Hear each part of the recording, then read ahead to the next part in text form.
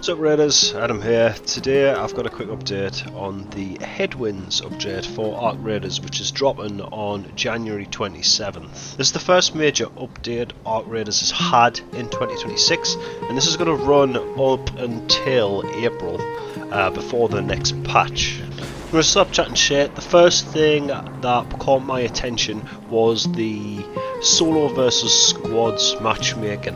So this is going to be a new matchmaking option for players that are above level 40. What it is basically is you can now queue against squads, so that's duos and trios, as a solo player.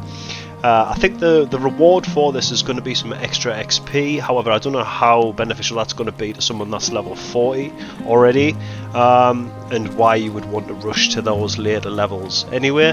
Maybe it's more of a challenge sort of thing than it is actually people that are going to be doing it for the XP, but it will be interesting to see how some content creators take it on, especially from a PvP standpoint.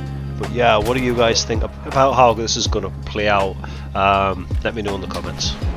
The next big one is the Trophy Display Project, which is a new player project where you hunt Ark and build out a trophy case by harvesting parts.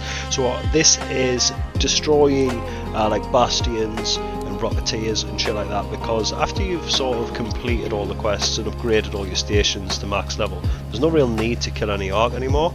Other than maybe disassembling the items for parts. I think this is interesting because this will make more sense for PvE players and people that don't necessarily want to PvP as much but still want to play the game, but the lack of content maybe holding them back a little bit.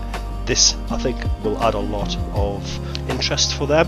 What's also great is it also says you can grant rewards and valuable items, which adds some long-term progression for players that have this more PvE focused playstyle. I'm guessing this could be anything from blueprints to like guns and just augments and shit like that, but hopefully they make this worth it, so people do engage with the content moving forward and it doesn't just become like a forgotten about thing. It also mentions that as the ice is melted, there is more birds hanging around in the buried city.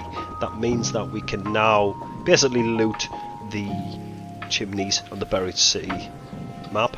This will add more loot and general items to come from Buried City, which I think was a strong map anyway, which is pretty good. Finally, we've got the new skin, which is the Sandwalker set, kind of a Dune slash Prince of Persia sort of style vibe. I like it. I think the goggles look sick on the skin as well, so I'll definitely be giving this a look. So really quickly, that was January's update. We do have an update to look forward to in February as well, with a new larger map condition and a new Ark threat too. Let me know what you're looking forward to post in the comments, and if you're going to give the solo versus squads game mode a try. Anyway, in the meantime, have a good one.